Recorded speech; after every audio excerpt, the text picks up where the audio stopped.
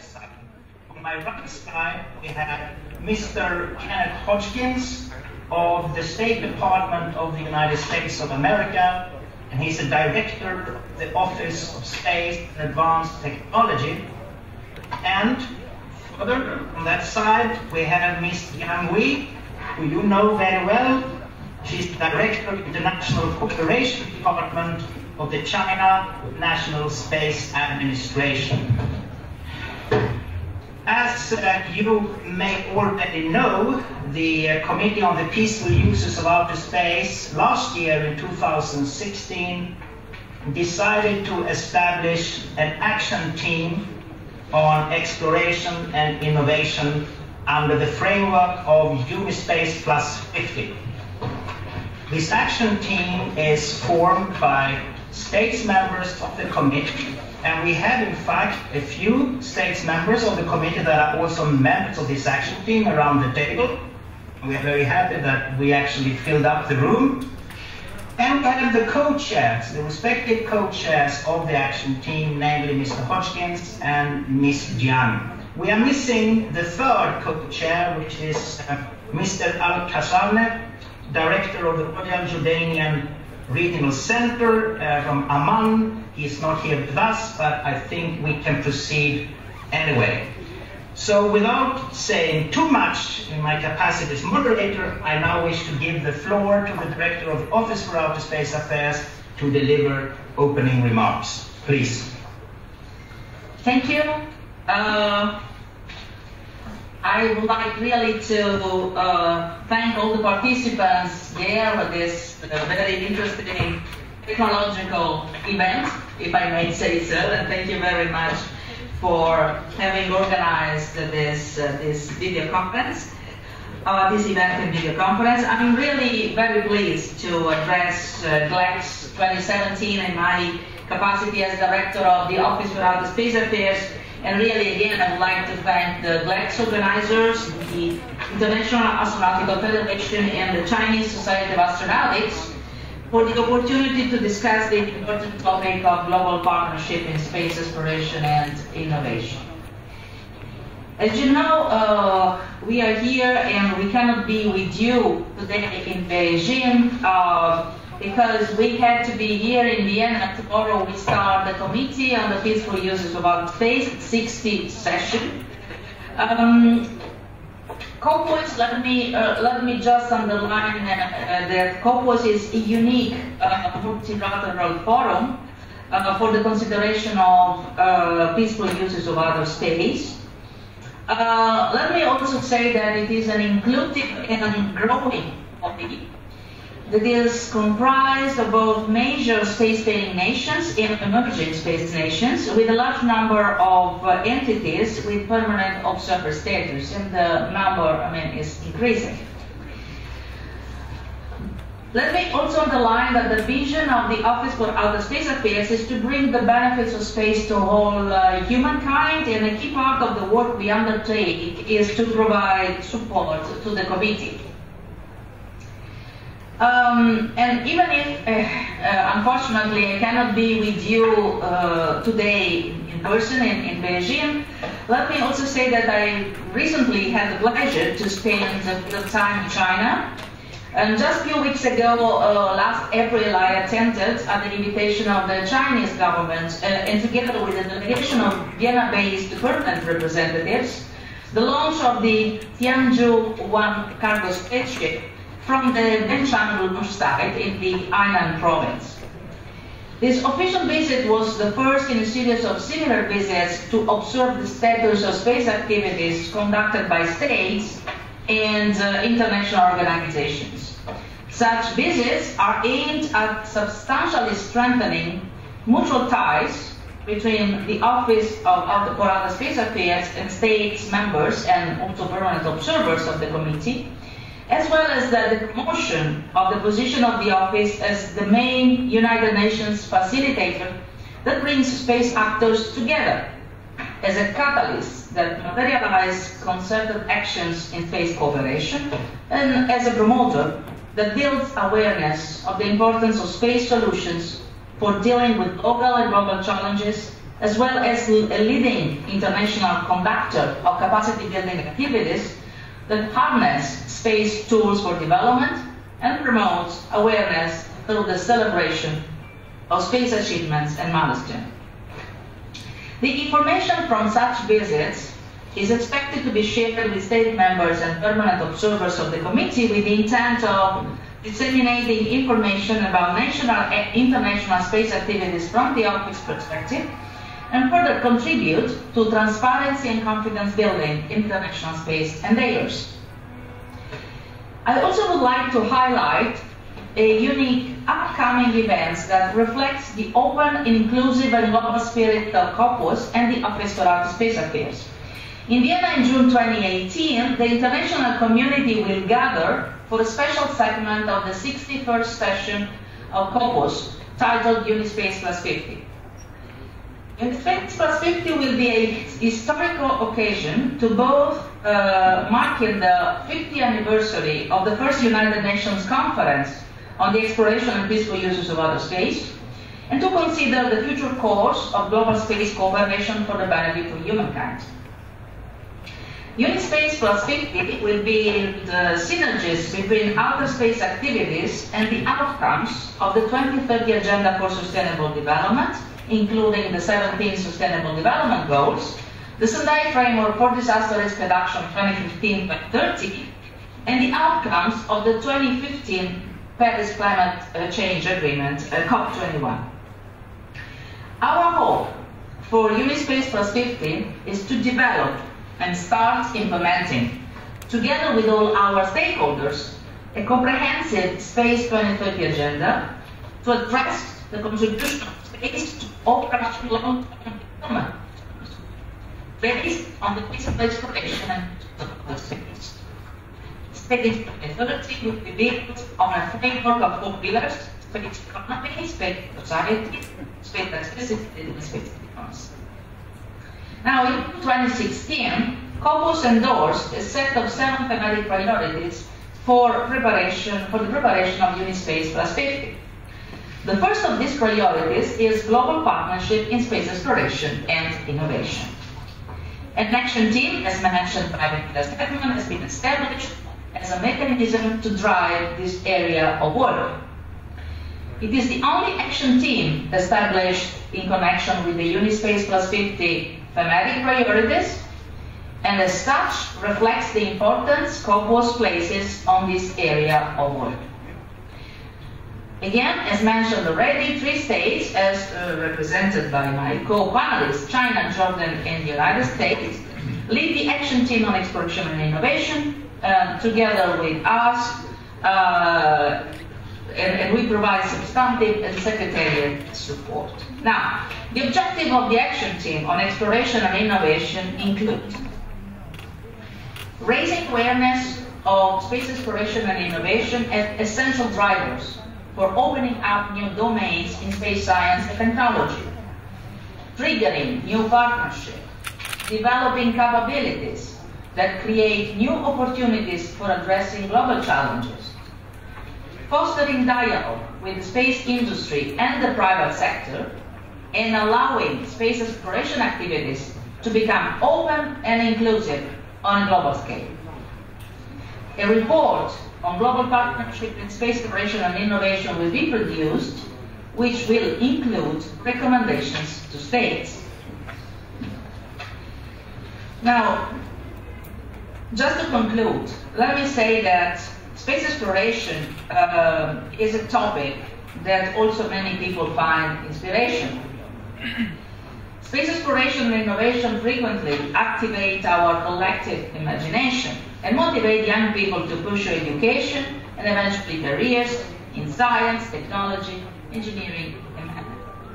Increased access to and participation in science education, especially for traditionally underrepresented groups like women, has been of benefits well beyond those directly related to space activities. I therefore find it both exciting and timely that COPUS has engaged with this important topic in a novel way through Unispace Plus 50 process. And again, just really to conclude, As leaders and decision makers within the space exploration community, you know that the expanding role of space science, technology, and applications in meeting the growing challenges to humanity and social development and to planet Earth itself is unprecedented. By setting ourselves ambitious goals, such as developing and implementing Space 2030, I believe the global space community can contribute to shaping a positive future of our planet and humankind. Global partnership in space exploration and innovation is now and will continue to be a key theme for the Office for Outer Space Affairs as we move forward with this important work. I would like to thank you for your attention and really I wish you the most successful conference ever. Thank you. Thank you indeed, Ms. Kipiku, and we now hand over to Beijing. Thank you very much. Before I give the floor to Mr. Tian Yulong, Secretary General of CNSA, let me also introduce my panelists. First is the head of the South African Space Agency, Mr. Mosami, is here with us on the chair. And second, have Mr. Battistone from Italian Space Agency, ASI, President of ASI, and also Mr. Tian Yulong. And on this side, probably you can't see it from the camera, but we have more than 100 attendees to this conference, including people from different agencies. I see JAXA representatives, I see IF committee, and also a number of other countries, Canada. I see also a lot of participants from the Chinese industry as well. So next I would like to give the floor to Mr. Tian Yulong to briefly introduce on the Chinese exploration missions. Mr. Tian. Thank you. Ladies and gentlemen, good afternoon. I'm very delighted to meet with experts in global space exploration in Beijing.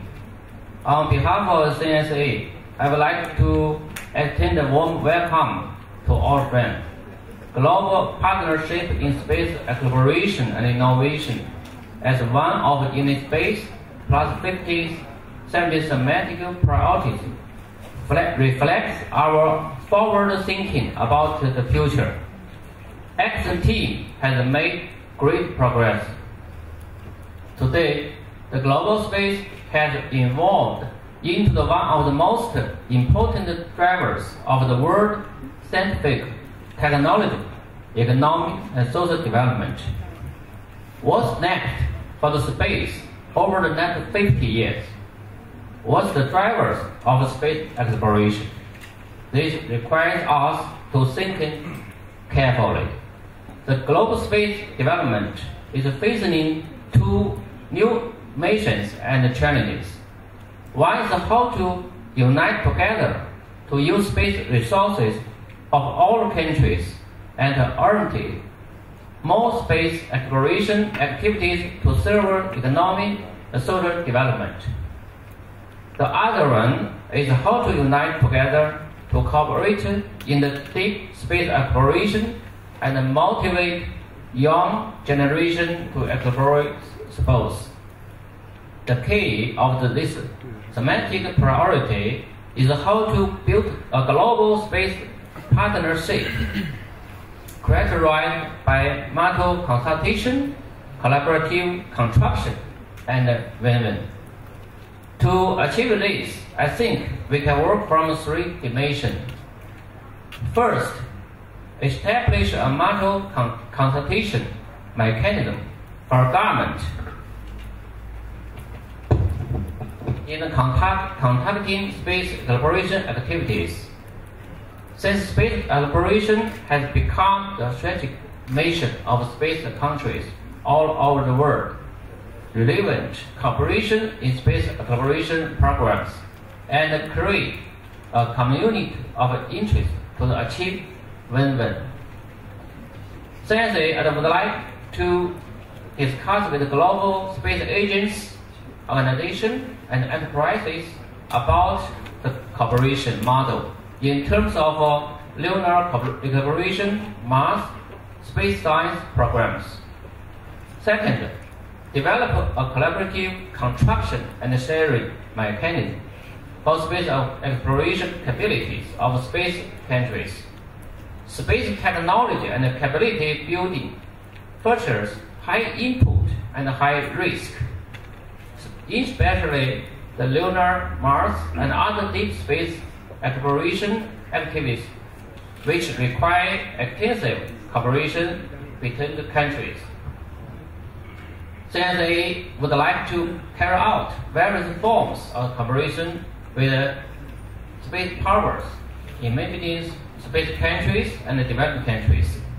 Third, create win-win ecological environmental for space exploration activities and cooperation.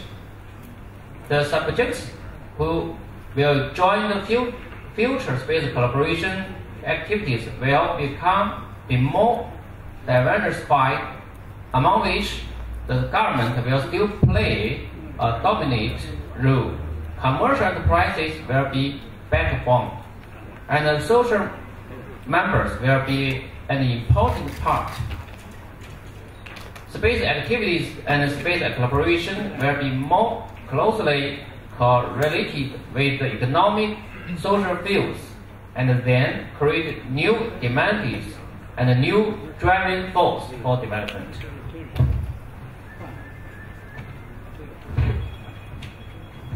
This will certainly become a new engine for the global economy, growth, and social development. Finally, I would like to thank all guests and friends for your attention. Thank you very much. Thank you, Mr. Tian, for your presentation. Then now, according to the agenda, I would like to give the floor back to Vienna. Mr. Moderator, you have the floor.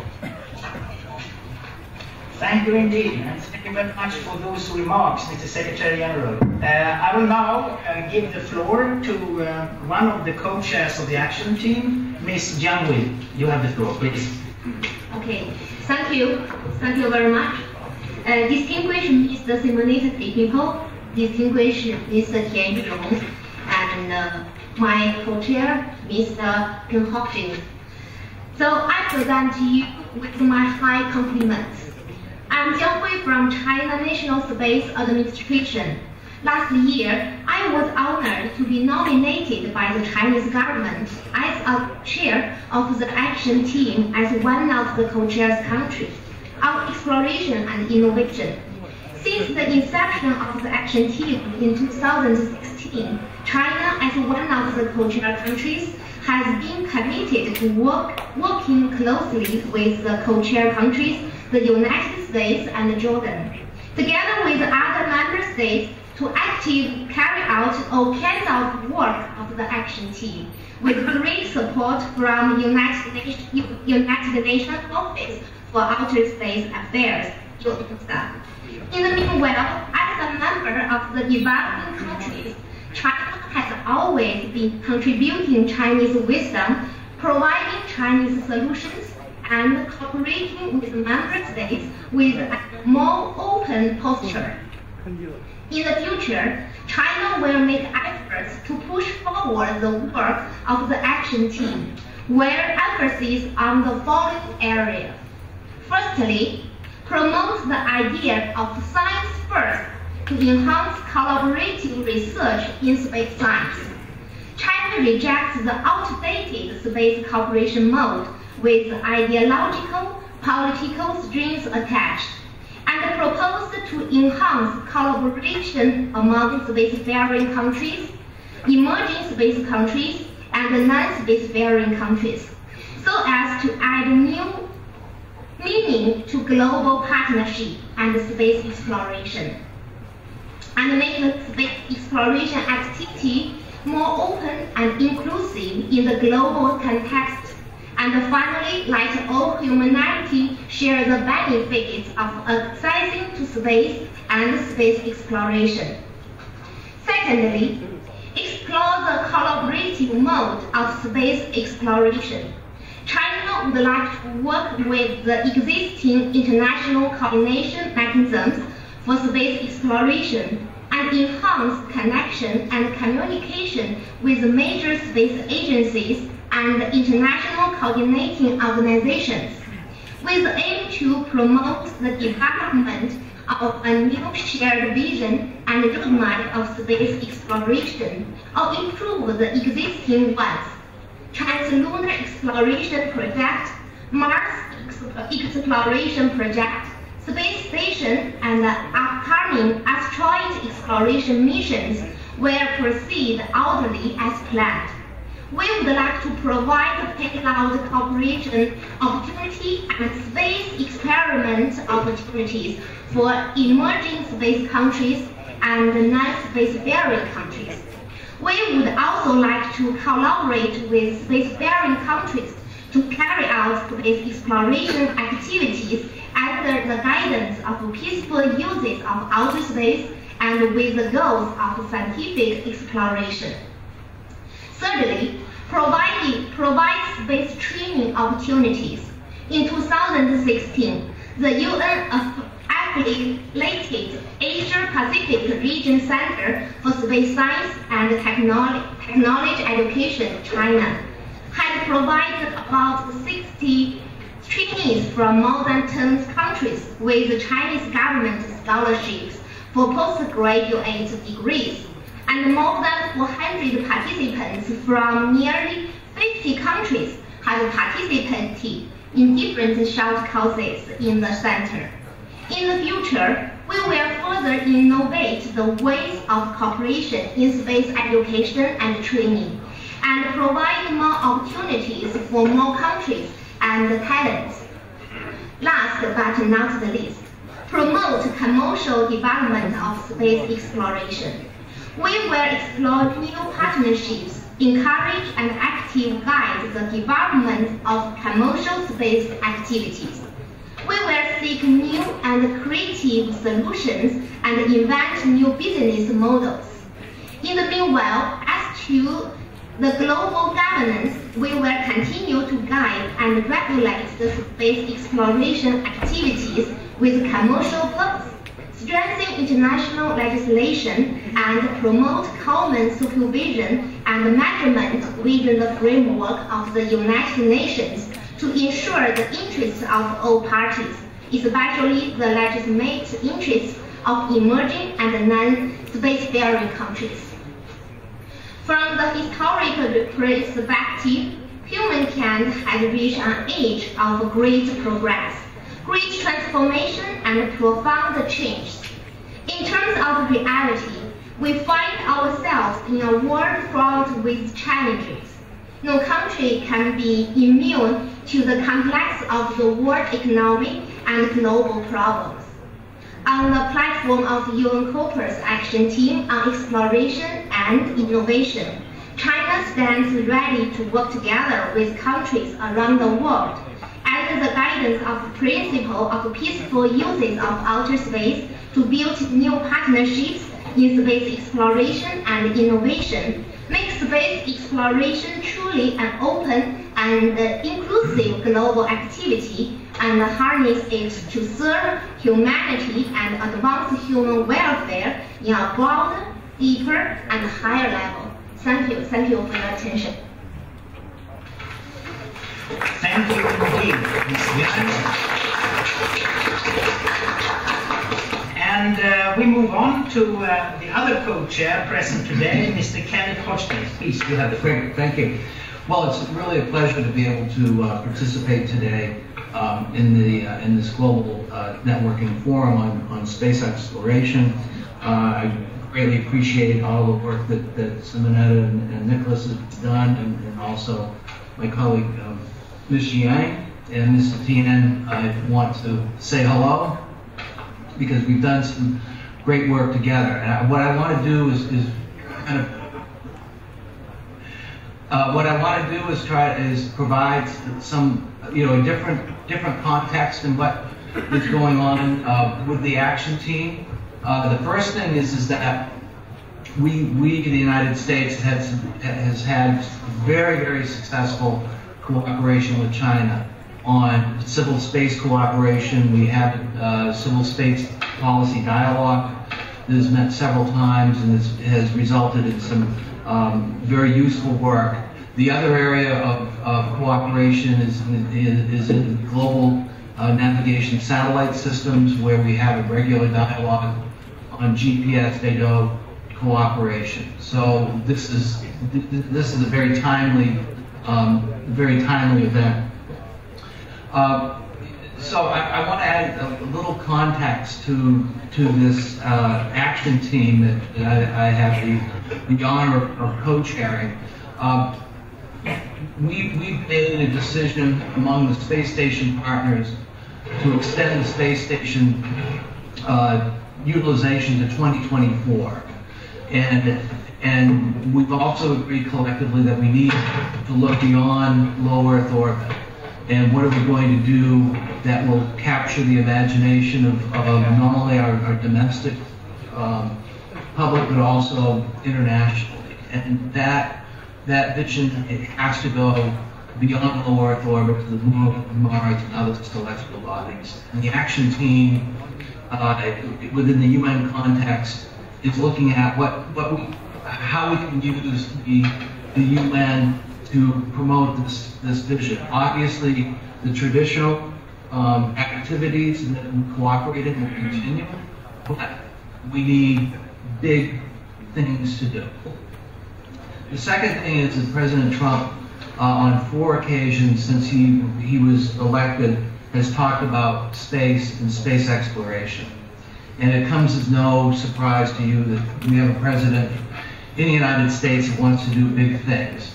And so, we don't have a NASA administrator yet, but it's clear that exploration is going to be the kind of centerpiece of what NASA is going to do, as well as the utilization of the space station. So the challenge is going to be, first of all, deciding on the domestic policy, but then looking at how we can cooperate internationally. And there's going to be a whole variety of mechanisms that will be used. The action team and the UN is just one of those. The other part of this is we began looking at exploration at a very high level as far back as 2014, when the State Department hosted the first International Space Exploration Forum.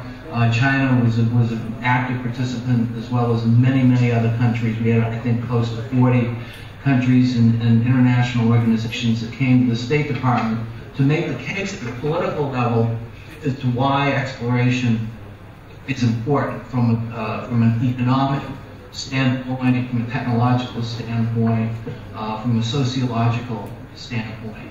And we had this meeting in 2014. The second one is going to be in March of 2018, hosted by Japan. And so all of these things that we're looking at, the space station partnership, the ISAF activities, as well as the action team, all kind of mutually supportive. And what we're trying to look for is putting together a narrative that all of us can use as to why it's important that we go beyond low Earth orbit, and use the resources and benefits of space and other celestial bodies. And so the objective that we're looking at is having this common vision among countries, whether they're spacefaring or non-spacefaring, as to why exploration is an important aspect of what we have to do as humans, and why going to other destinations is beneficial, and then what the benefits are that come to the general public. And the Global Networking Forum, I think, can be helpful in doing that. Our action team can be helpful in doing that. The thing that I'm really encouraged about is, as we've been moving along with developing the terms of reference and the schedule of work for the action team, is that how kind of unified the members are in that vision. That is to say, there isn't a whole lot of difference in terms of how we're viewing what we want to achieve. We have the common principles that I think we'll be able to agree on, and that will help us not only domestically but internationally within the UN system. And so those are the kinds of things that I see as being really important as we move forward. And then the final aspect is what Jiang had mentioned, and that is the commercial part. Now, in the United States, we have companies that are investing their own money in wanting to go to the moon, Mars, or other celestial bodies to exploit the resources or to do scientifically beneficial things. And the challenge for us as governments is how do we incorporate into the overall space enterprise architecture the activities of the commercial sector and what they're trying to achieve on their own, because this is a different paradigm than we've had in the past, which is, in the past it's a space agency having a contract with a particular company to do a particular piece of work. Today we have companies who are saying, well, we want to go to the moon, and we want to build a structure where we can send people, and they're going to get their own money, and they're going to get investors to help them do that. And so, as we move along, we have to think about what as governments do we do to promote this, to create a transparent and predictable international environment, so that companies can do this sort of work, that they can partner with other governments or other companies or industries that are under the jurisdiction of other governments, and how all of that can come together in kind of a mutually reinforcing standpoint. And that's the other part of the action team that I hope that we'll be able to examine. And I think I ran out of my 5 minutes. But thank you. Thank you indeed, Mr. Hodgkins. And moving back to Beijing, please. Thank you very much. Just joining us, Kathy Lorini, representing the ISAC-G initiative. To my personal knowledge, ISAC-G has done the most in exploration, especially international cooperation on this particular areas. But first, I would like to give the floor to President Battiston from ASI to present on explorations and news. Mr. Battiston.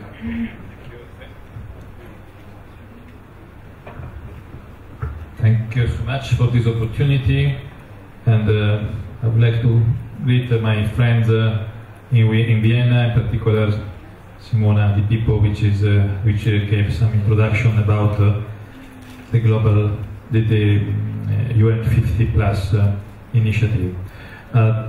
I will just recollect some of the statements which were being done here in Beijing, and which is echoing from the intervention which is been done in this session. I mean, I think there is one word is peaceful use of space, and exploration is about peaceful use of space. I mean, this is so important and cannot be repeated too much. And I think the initiative like the COPOS is the environment where the next step in exploration will include governance and organization of the effort can only be done under this very important umbrella about the peaceful use of space. As we know, space is beautiful, it's fascinating, it's a great opportunity for looking at Earth from different point of view, existing problem to find solution, but it's also fragile. It belongs to all of us. If we put too much waste, eventually we get damage on all of us, and we have to make steps in protecting this environment and making use of it together, because this is the only opportunity we have. The second thing is about global goals, global actions to reach them. There is little doubt that there are objectives and goals in exploration which are one step above the resources and the needs which can be provided by a single country, even the largest one.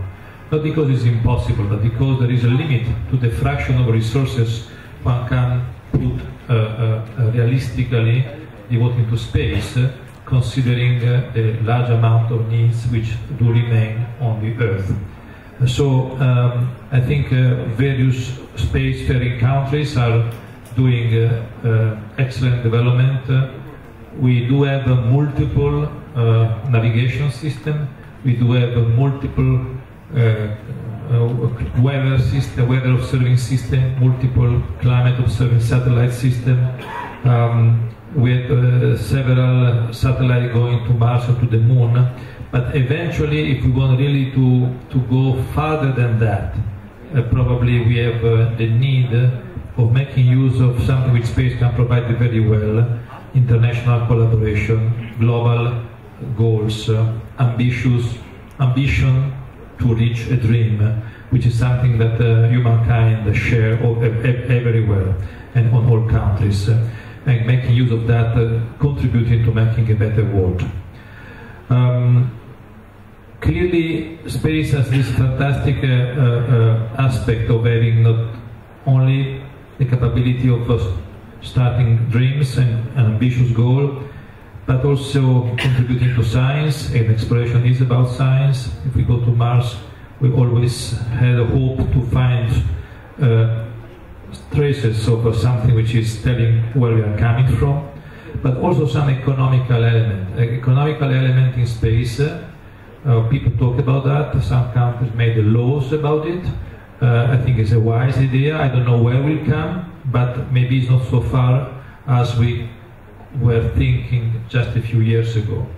And again, economic in space, not the space economy is on Earth, but economy in space and getting to planet or asteroids to use resources and to make some economic return is definitely a big thing. It's definitely something which is out of this world. But eventually, through robotics, through ITs, through development in those technologies, may become a real thing. And this is an aspect which can move very much the private sector. I think exploration is not only about countries getting together, putting public resource, but there is definitely a role of the private sector in different ways in different countries. But this is another way of doing it together, both the public and also the private, each of them contributing to the best of their profile. And this brings us to the next point, governance. I think governance is the theme of the themes. As we said, that the governance we will use on the space station may not be the right one for the next step of exploration. I think this is a very interesting statement which has some deep truth into it, and we have to work together also to find out which kind of governance can we call in to govern a global process with new partners, with new cultural background, with new historical background, but with a common goal. I think we do not have yet this governance, but we may get inspiration of this governance, for instance, from the discussion which are going on COPWOS or in meeting like this one in GLEX. There is a tendency, there is a push, there is a desire for this kind of global governance. We still are developing it, we still are finding the words to say what it is, to describe how it works, but there is no discussion that we need that.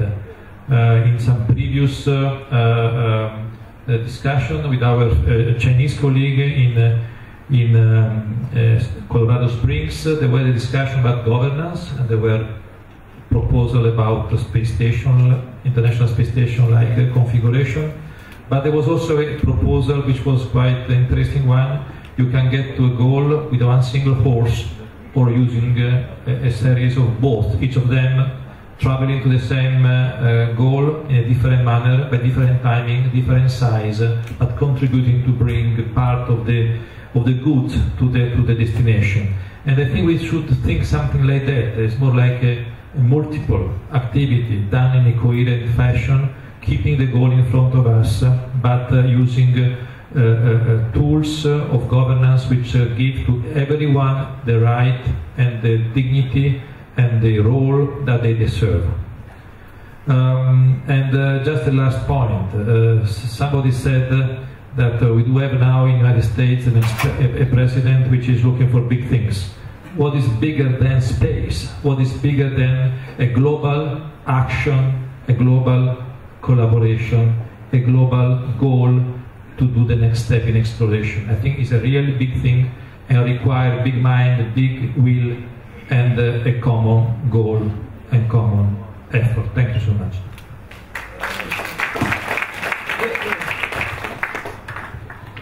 Thank you, Mr. Badison, for the good speech. I think those important remarks regarding space economy space is very important, and also our common goals. Especially remember that the Colorado Springs discussion we had.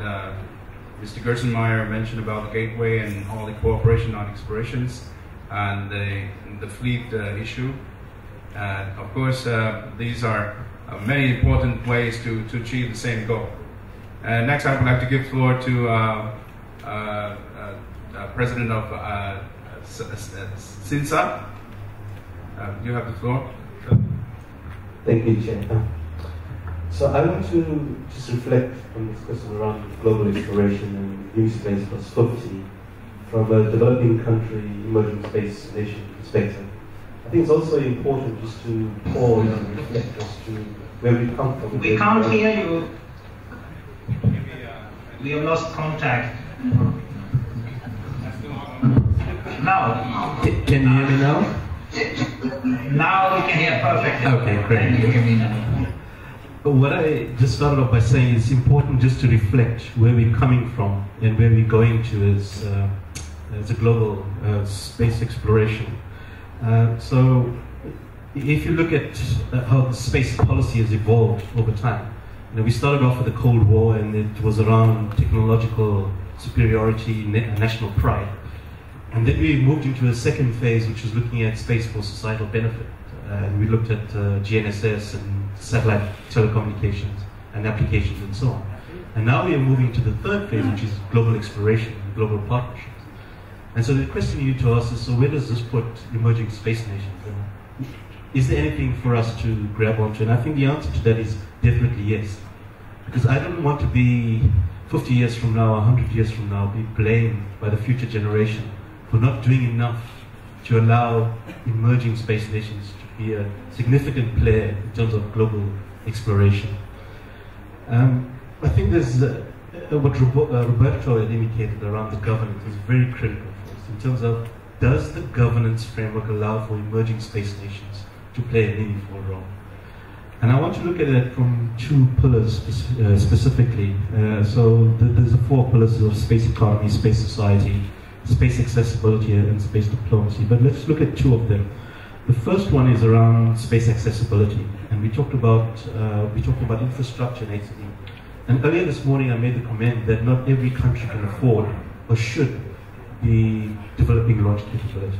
We should be using capabilities that currently exist rather than duplicating. So how do emerging space nations get access to that infrastructure? There's a saying that goes around that says that if you give a man a fish, you teach him for that, you feed him for that day. But if you teach him how to fish, you feed him for a lifetime. So there's an aspect of technology transfer and human capital development that's very important to emerging space nations. And then with regards to space diplomacy, we are talking about partnerships. And again, there's a saying that says, if you want to go quickly, go alone.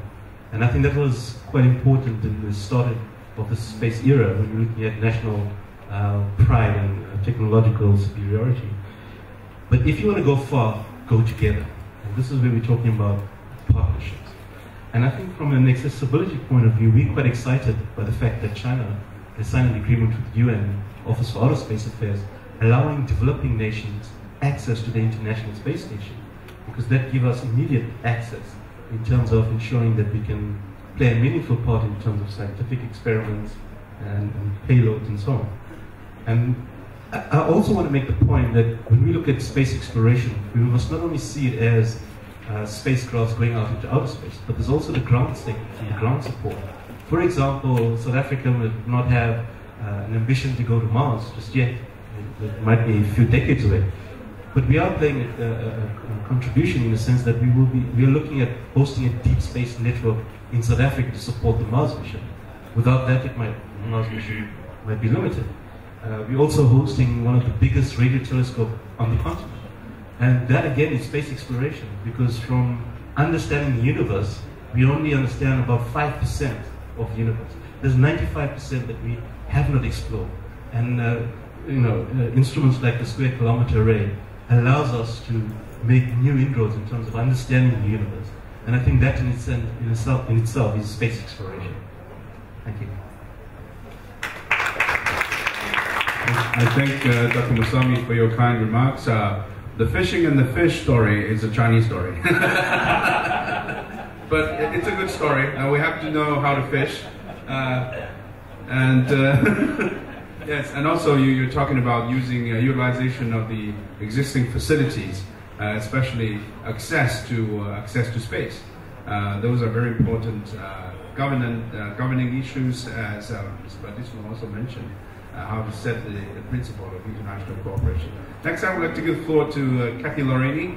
I've been working with her for a long time, and she's excellent in international cooperation, especially for exploration missions. And out of ISEC-G, we had the white paper, the GER, the Global Exploration Roadmap, third version, already being prepared. So a lot of things going on there. So Kathy, you have the floor to introduce on us on the ISEC-G. Thank you very much. Thank you very much.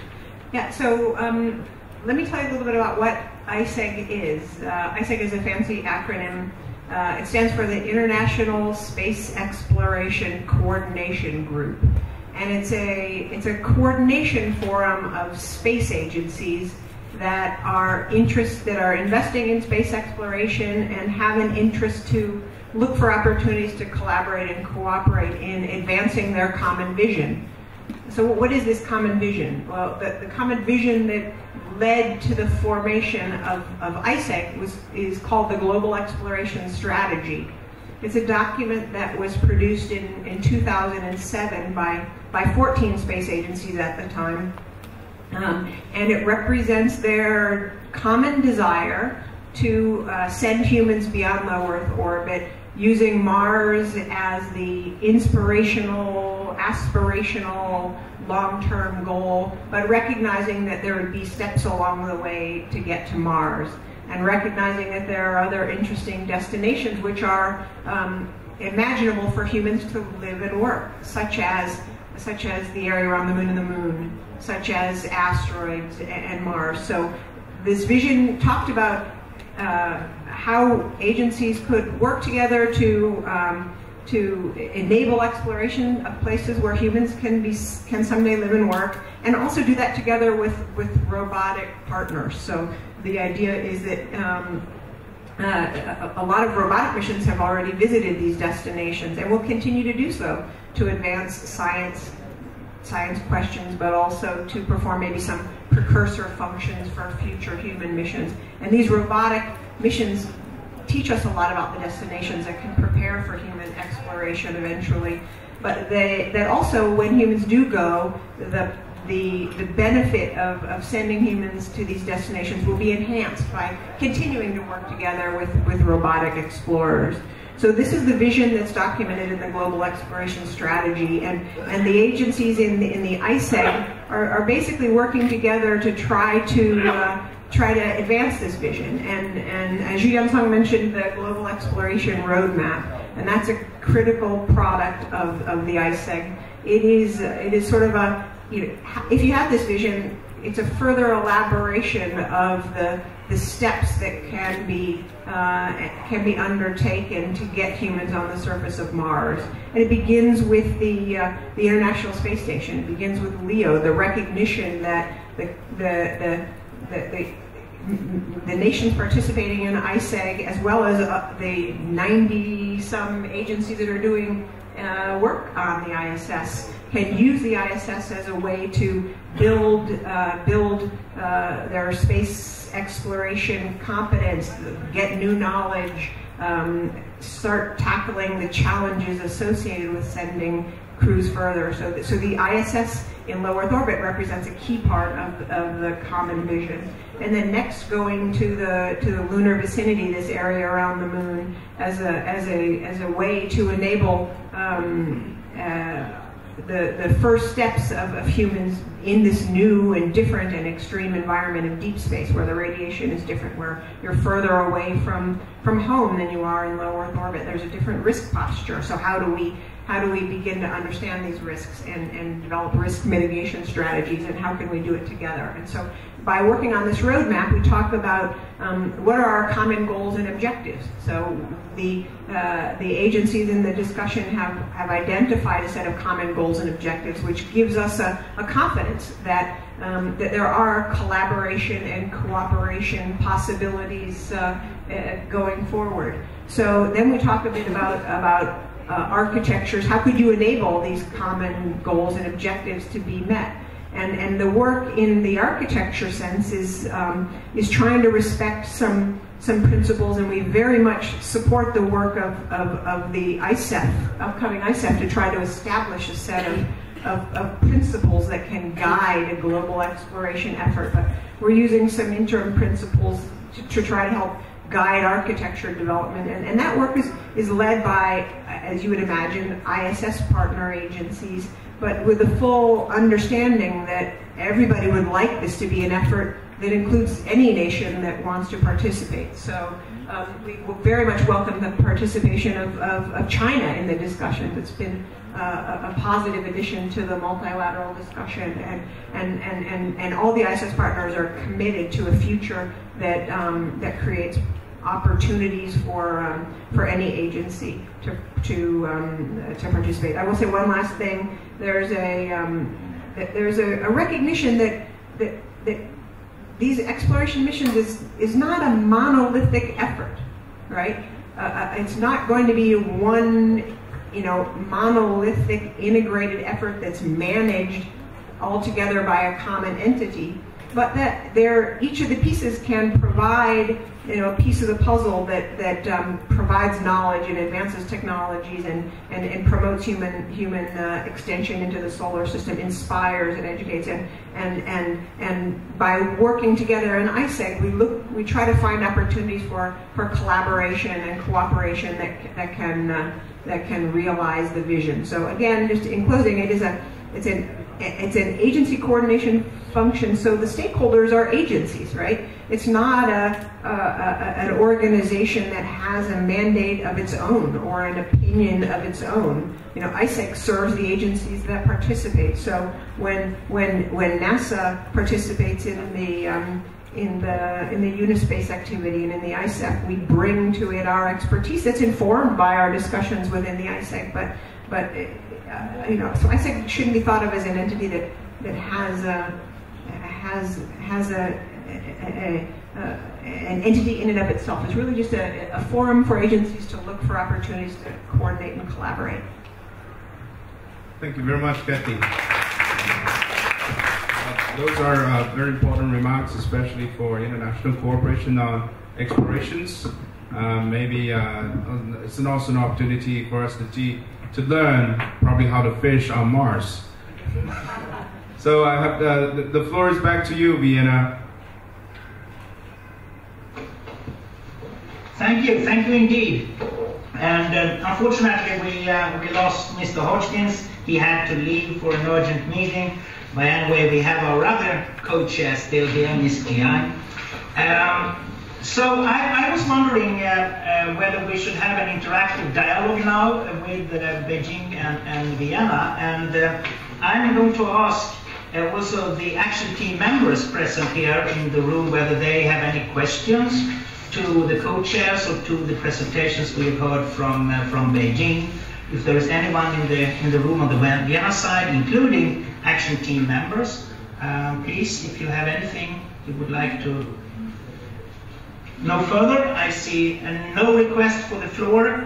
There is one point I just would like to make, and I think this has been said by all speakers, including from Vienna side and from the Beijing side, that how important it is to renew cooperation and to really be more inclusive. I think actually Ms. Yang put something interesting there, new meaning to partnership, and I like that expression, and I think this is what we really are looking for within this action team, enhanced cooperation between the spacefaring nations and emerging space nations, because the component of really reaching out to developing countries in exploration efforts is one of the core objectives of this action team, and also to look into how we can involve industry, private sector in further exploration efforts. Are there any comments in regard from the colleagues here in Vienna? I see none, so over to Beijing. Thank you very much from your side. I think, are you, so we're going to have these remarks on wrapping up this discussion. Is that correct, Vienna? Yeah, we are open for any questions from your side. Any remarks, questions that the GLEX participants would like to ask or share with the action team co-chairs. Okay, so I'm asking anyone has a question regarding this discussion or the panel, either to Beijing panelists and the Vienna side? Yes, the lady. Hi, thank you very much. My name is Yao Zhang. I guess I can speak for an organization as well. I'm the founder and CEO of Roboterra and has been serving as a council member on the Global Future Affairs for Robotics and AI. It's one organization by the World Economic Forum. So I have been the ambassador from this group to the space committee of this Global Future Council, which meetings there are a lot of, for example, space startup investors. I've been attending this conference because I'm in Beijing, and then it seems that there isn't many players, for example, investors and also smaller startups there. So I just want to mention, because people there at the World Economic Forum are also asking, hey, how can we make the council to work more closely with organizations such as, Ms. Cassie's ISAC actually heard about the organization before. So it's really a suggestion how the United Nations and also this organization and also the world, for example, the World Economic Forum can work together. Yeah. Okay, so who can answer that question? Becky, you want to say something?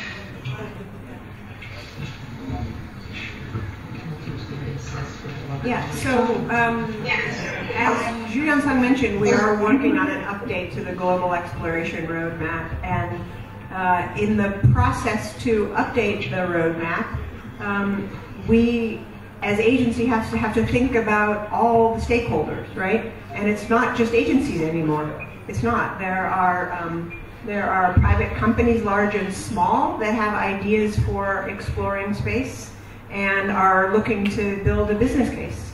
And there are even some wealthy investors. I mean, they're the poster child for why we invest in space exploration. These are people that are billionaires that are spending their own money on space exploration. Why? Because when they were kids, they were inspired by space, and they didn't go into the space program. They grew up to be innovators, and they created a lot of value for humanity in general. And now they're in a position where they can spend that money on space exploration. But they're also a stakeholder in the game. So as agencies, we talk about all the stakeholders and what that means. What should agencies do to realize our vision, also recognizing the opportunities by this partnership. So we are paying attention to things that come out from these various forums and these groups. It's noted and discussed in the agencies. And we also create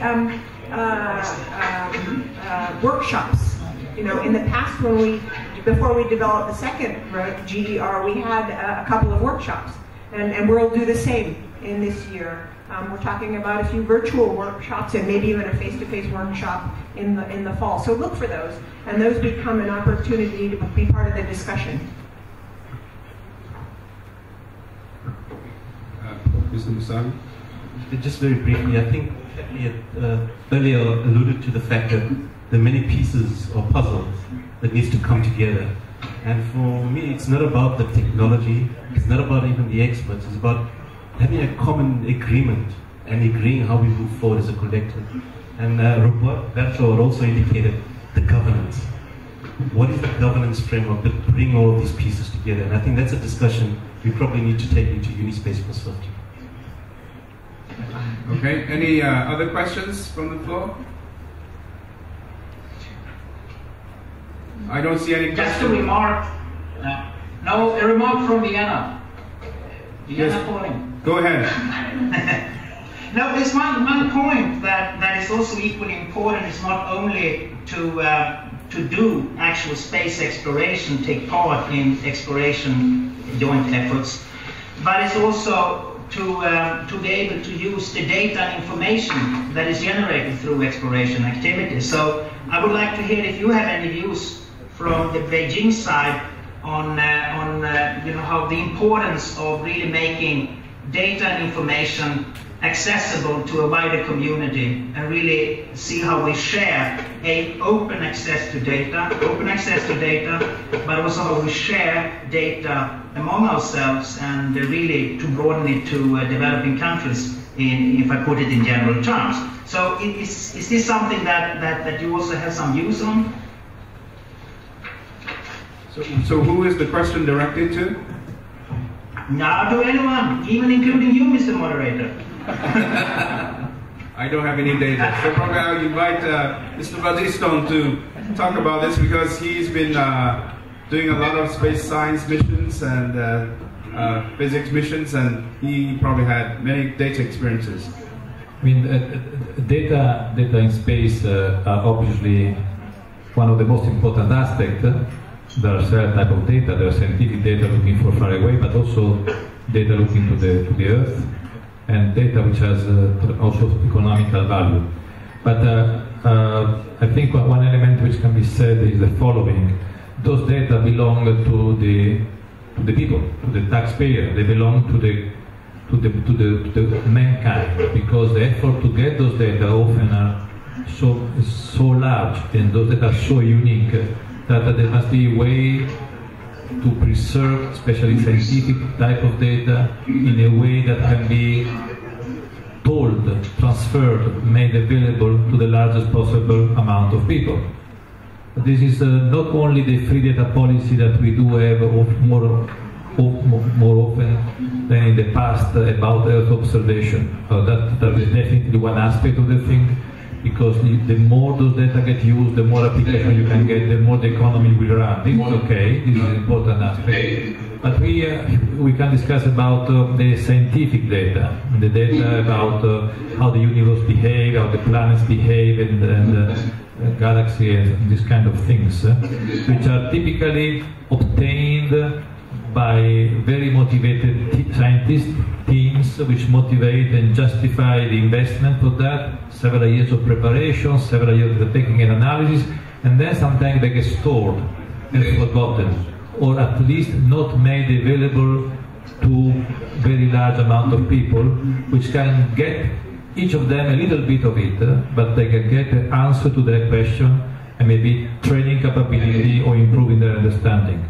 And for this reason, the Italian Space Agency has started together with, in the context of Uni Plus 50, a specific effort called Open Universe, just to put all the scientific data about the universe together.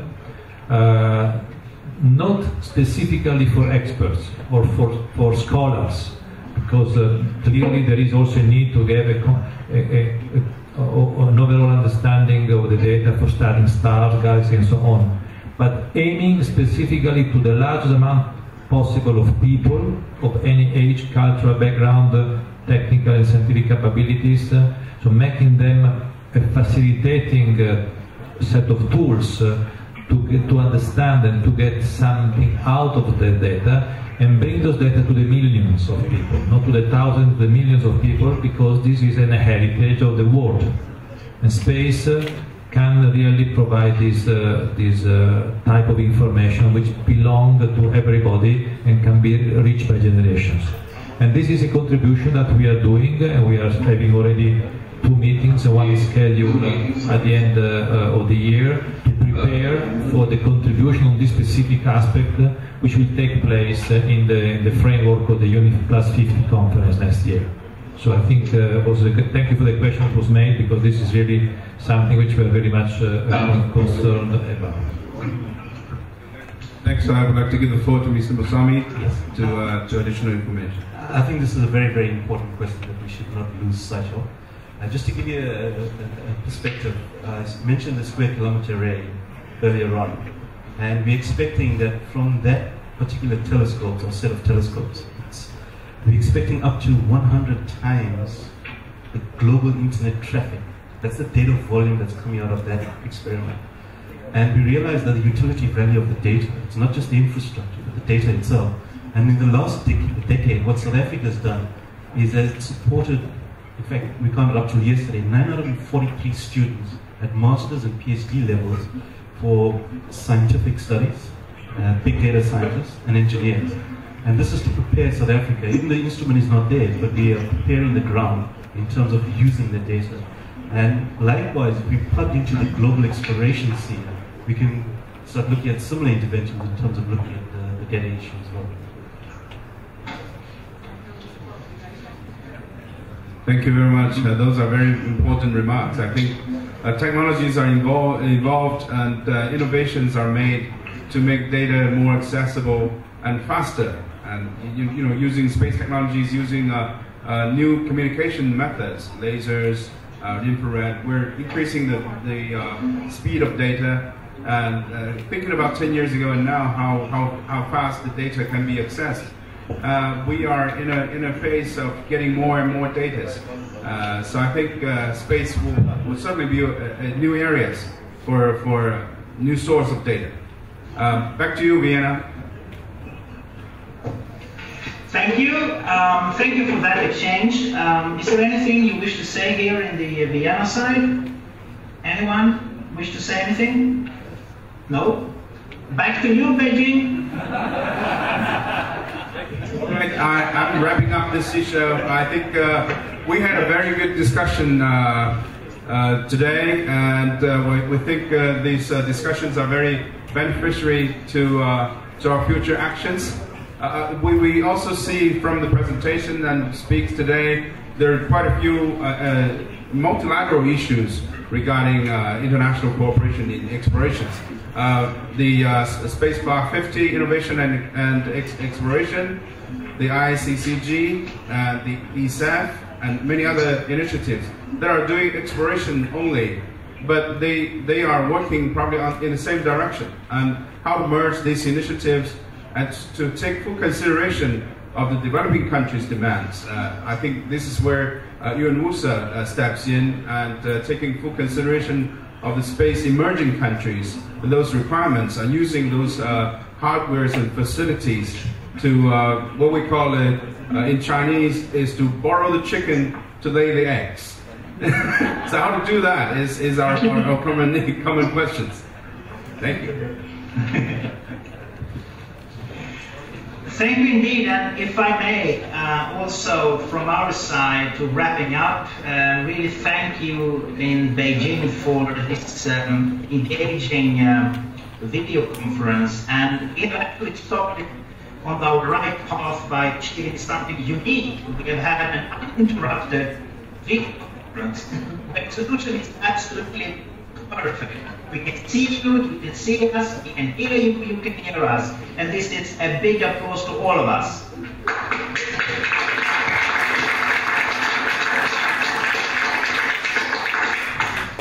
Thank you. Thank you very much. That wraps up today's meeting. Thank you. Thank you.